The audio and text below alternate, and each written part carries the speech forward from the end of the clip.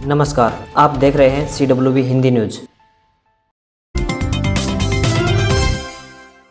गांव में किसान नेताओं का स्वागत, किसान आंदोलन की जीत का पंचायतें मना रही जश्न। 15 दिसंबर के बाद शंभू टोल खुलने की उम्मीद। दिल्ली बॉर्डर पर आंदोलन खत्म होने के बाद लगभग किसान अपने अपने शहरों में पहुंच चुके हैं। आंदोलन की जीत का जश्न अब गांव में पंचायतें मना रही हैं। शंभू टोल से लेकर सिंगू बॉर्डर पर आंदोलन की कमाल संभालने वाले किसानों का अलग अलग गाँव में भव्य स्वागत हो रहा है। ढोल पर भंगड़ा डालते हुए किसान नेताओं पर फूल बरसाए गए। इसके साथ ही उन्हें तरह तरह से पकवान भी खिलाए गए। किसानों ने नेताओं का आभार जताया कि उनके हिस्से की लड़ाई को बखूबी निभाया। शंभू टोल प्लाजा पर 2 दिन चले स्वागत समारोह के बाद सोमवार भी लंगर की सेवा चली। किसानों की तरफ से पंजाब जाने वाले किसानों के लिए लंगर की सेवा लगाई गई है। ऐसे में टोल से किसानों के उठने के बाद ही टोल अधिकारी अपना काम पूरा कर सकेंगे।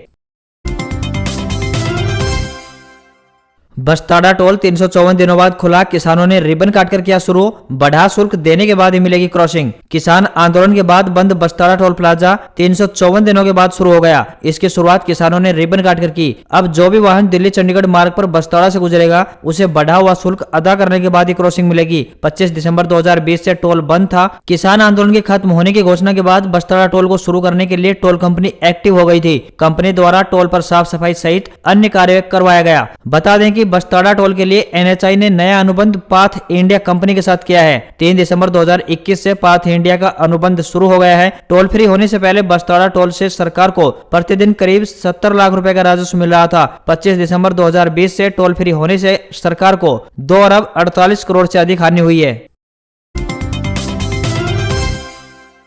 रेवाड़ी का भाड़ावास फाटक आज से बंद होगा। HSRDC के बाद रेलवे शुरू करेगा निर्माण कार्य। 2 साल से बनकर तैयार होगा ओवरब्रिज। हरियाणा के रेवाड़ी शहर का भाड़ावास रेलवे फाटक अगले 2 साल के लिए पूरी तरह बंद होने वाला है। मंगलवार से रेलवे ओवरब्रिज का काम शुरू कर देगा। यह रेलवे फाटक रेवाड़ी शाहजहांपुर मार्ग पर पड़ता है। इसके एक तरफ रेवाड़ी शहर तो दूसरी तरफ दर्जनों कॉलोनी और साथ लगते गाँव है। DC की तरफ से फाटक को बंद करने की अनुमति दे दी गई है। ओवरब्रिज बनाने में आवागमन किसी तरह की बाधा न बने, इसके लिए फाटक को बंद किया जा रहा है। भारी वाहनों के आवागमन को कुछ दिन पहले ही बंद किया गया था। अब इस फाटक से बाइक भी नहीं निकल पाएगी, इसलिए लोगों को वैकल्पिक रास्तों का प्रयोग करना होगा। रेलवे और हरियाणा सरकार दोनों मिलकर 60 करोड़ रुपए की लागत से इस ओवरब्रिज का निर्माण करा रहे हैं। एस्टेट के एडमिट कार्ड जारी। 18 को PGT, 19 को TGT PRT की परीक्षा।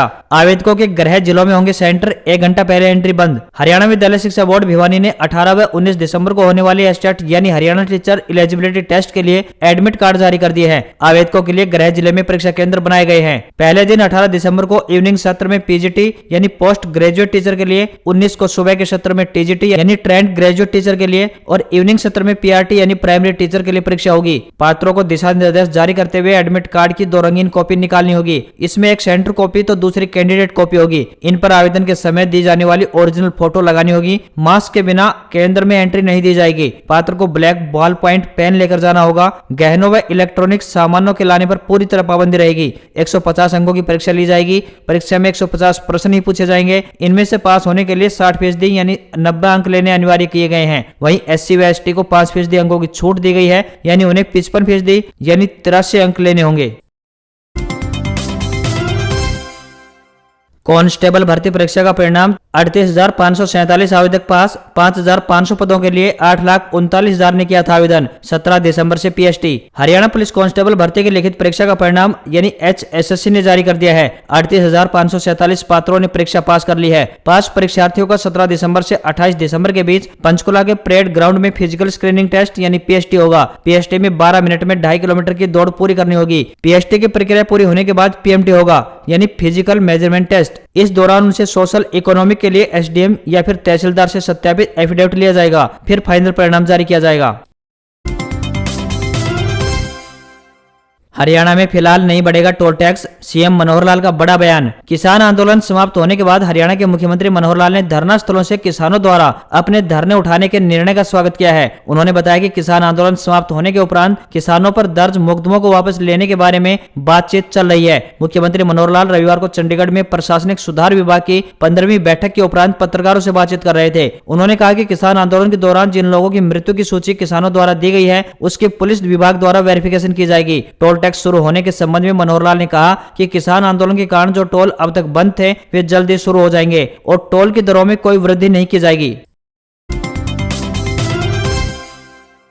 क्या आप भी दोगुना करना चाहते हैं पैसा? तो इस दमदार स्कीम में करें निवेश। आइए जानते हैं इस सुरक्षित स्कीम के बारे में। लगातार घट रही ब्याज दरों के बीच में अगर आप दोगुना रिटर्न पाना चाहते हैं तो किसान विकास पत्र योजना में निवेश कर सकते हैं। डाकघर की इस योजना में न सिर्फ आपका पैसा सुरक्षित रहता है बल्कि मैच्योरिटी पर यानी 124 महीने में दोगुना पैसा भी मिलता है। इस योजना के लिए ब्याज दर की बात करें तो 6.9% तय की गई है। सभी निवेशक अपनी गाड़ी कमाई ऐसी जगह निवेश करना चाहते हैं जो बेहतर रिटर्न भी दे और साथ में आपका निवेश सुरक्षित भी रहे। सुरक्षित निवेश और बेहतर रिटर्न के लिए पोस्ट ऑफिस के किसान विकास पत्र योजना आपके लिए बहुत ही फायदेमंद साबित हो सकती है। देश भर के डाकघरों और बड़े बैंकों के जरिए आप इस योजना में निवेश कर सकते हैं। इसमें कम से कम 1,000 रुपए से निवेश शुरू कर सकते हैं, जबकि अधिकतम की सीमा कोई नहीं है। अगर योजना में 50,000 रुपए निवेश करते हैं तो मैच्योरिटी पर 1 लाख रुपए मिलेंगे। वैसे तो किसान विकास पत्र योजना में मैच्योरिटी अवधि 124 महीने की है, लेकिन जरूरत पड़ने पर आप 2.5 साल बाद भी निकासी कर सकते हैं।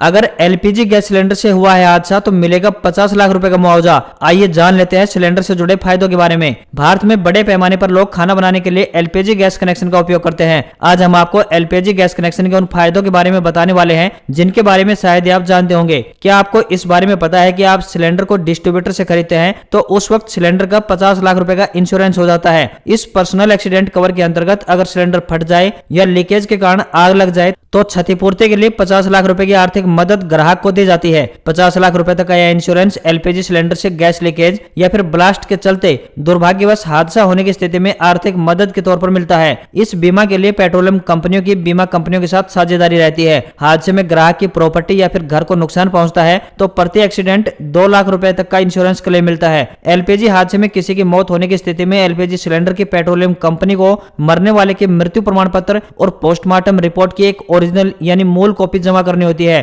पहले जहां गैस कनेक्शन लेने के लिए लोगों को डिस्ट्रीब्यूटर यानी ऑफिस के चक्कर काटने पड़ते थे, वहीं अब ये काम ऑनलाइन आसानी से कर सकते हैं। इसके लिए आपको mylpg.in पर विजिट करना होगा तथा नए गैस कनेक्शन के लिए आवेदन करना होगा।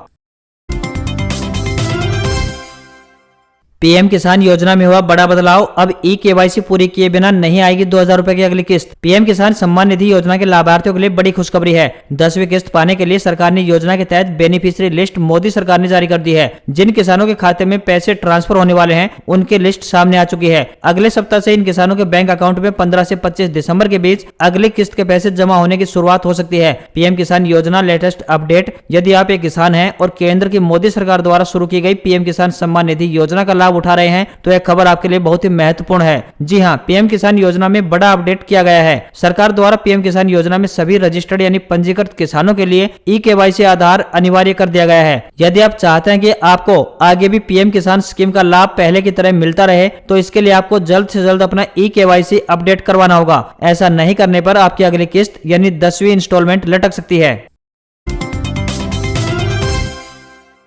हरियाणा वासियों के लिए रैपिड रेल को लेकर बड़ी खुशखबरी आई है। सरकार ने दी इस योजना को मंजूरी, हजारों लोगों को मिलेगा फायदा। हरियाणा के लिए एक अच्छी खबर है। Delhi Rohtak rapid transit rail योजना को मंजूरी मिल गई है। इस योजना के तहत रैपिड रेल दिल्ली से वाया बहादुरगढ़ होते हुए रोहतक आएगी। दिल्ली से रोहतक तक रैपिड ट्रांजिट रेल कॉरिडोर बनाया जाएगा। फर्स्ट फेज में दिल्ली से मेरठ, पानीपत और पलवल शहर को जोड़ा जा रहा है। सेकंड फेज में रैपिड ट्रांजिट रेल योजना के तहत दिल्ली से रोहतक तक यह कॉरिडोर बनाया जाएगा। रैपिड ट्रांजिट रेल चलने के बाद दिल्ली और रोहतक के बीच दूरी की बात करें तो महज 35 से 40 मिनट में पूरी हो जाएगी। यह रेल कॉरिडोर बनने के बाद न सिर्फ रोहतक और बहादुरगढ़ का विकास होगा बल्कि आम लोगों के साथ साथ उद्योगों की भी प्रगति के नए रास्ते खुलेंगे। इस रूट पर रैपिड ट्रांजिट रेल की मंजूरी मिलना यानी दैनिक यात्रियों के लिए किसी बड़ी उपलब्धि से कम नहीं है। बता दें कि दिल्ली से बहादुरगढ़ के बीच अभी मेट्रो सेवा चालू है, लेकिन रैपिड ट्रांजिट रेल सेवा शुरू होने के बाद दिल्ली की यात्रा और भी आसान हो जाएगी।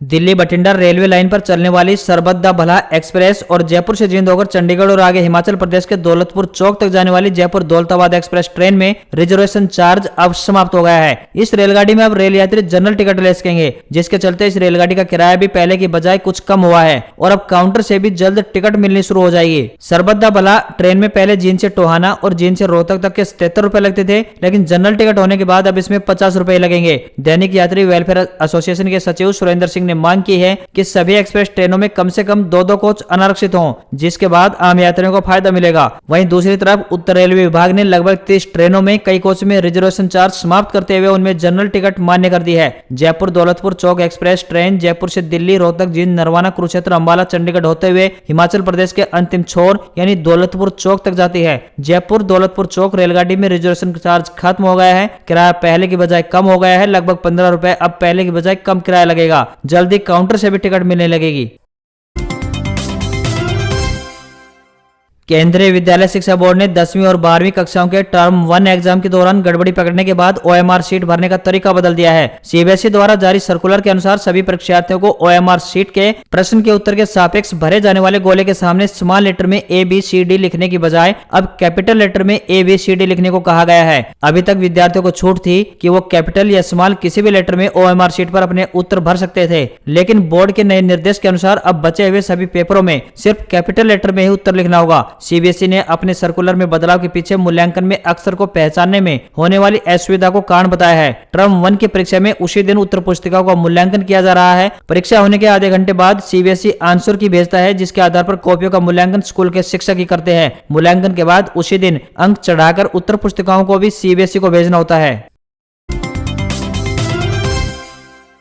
हरनाज संधू बनी मिस यूनिवर्स, जीत के बाद बोली चक दे फट्टे, 21 साल बाद भारत को मिला यह खिताब। भारत की हरनाज संधू मिस यूनिवर्स बन गई है। 21 साल बाद किसी भारतीय सुंदरी को यह खिताब मिला है। जीतने के बाद देश के नाम एक संदेश में उन्होंने कहा, चक दे फट्टे इंडिया, चक दे फट्टे। 1992 में सुष्मिता सेन के बाद साल 2000 में लारा दत्ता मिस यूनिवर्स बनी थी। तब से भारत इस खिताब का इंतजार कर रहा था। 17वां मिस यूनिवर्स पेजेंट 12 दिसंबर को इजराइल में हुआ। इसमें हरनाज ने 79 देशों की सुंदरियों को पीछे छोड़ते हुए मिस यूनिवर्स का ताज पहना। मिस यूनिवर्स की runner up miss Paraguay Nadia Ferreira और second runner up miss South Africa Lalela Mswane रही। बॉलीवुड एक्ट्रेस उर्वशी रौतेला को मिस यूनिवर्स कॉन्टेस्ट को जज करने का मौका मिला था। वे भारत की तरफ से जूरी टीम का हिस्सा थी।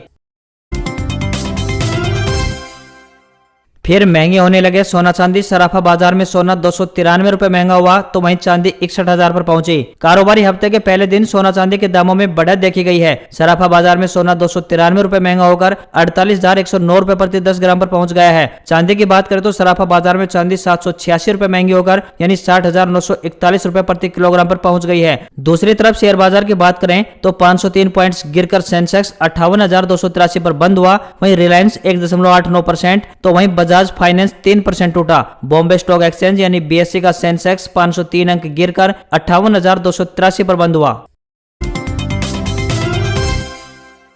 सरकारी नौकरी update. State bank of India में 1226 पदों पर निकली भर्ती। कैंडिडेट्स के लिए 29 दिसंबर है आवेदन की आखिरी तारीख। स्टेट बैंक ऑफ इंडिया इस भर्ती अभियान के माध्यम से 1200 से ज्यादा खाली पदों को भरने जा रहा है, जिसके लिए ऑनलाइन आवेदन 9 दिसंबर 2021 से शुरू हो चुके हैं। योग्य उम्मीदवार SBI की ऑफिशियल वेबसाइट sbi.co.in पर जाकर 29 दिसंबर 2021 तक या उससे पहले ऑनलाइन मोड में अप्लाई कर सकते हैं। SBI की यह भर्ती 3 स्टेप्स के आधार पर ली जाएगी। इनमें रिटन एग्जाम, स्क्रीनिंग टेस्ट और इंटरव्यू शामिल किया गया है। आवेदकों की उम्र 1 दिसंबर 2021 को कम से कम 21 साल और अधिकतम 30 साल से ज्यादा नहीं होनी चाहिए। जनरल, OBC या EWS के उम्मीदवारों को 750 रुपए का आवेदन शुल्क जमा कराना होगा, जबकि अन्य सभी उम्मीदवारों को कोई शुल्क आवेदन नहीं देना होगा। एजुकेशन क्वालिफिकेशन की बात करें तो किसी भी मान्यता प्राप्त विश्वविद्यालय संस्थान से किसी भी स्ट्रीम में ग्रेजुएट उम्मीदवार इस नौकरी के लिए आवेदन कर सकते हैं। इसके अलावा लोकल लैंग्वेज की अच्छी समझ होनी चाहिए।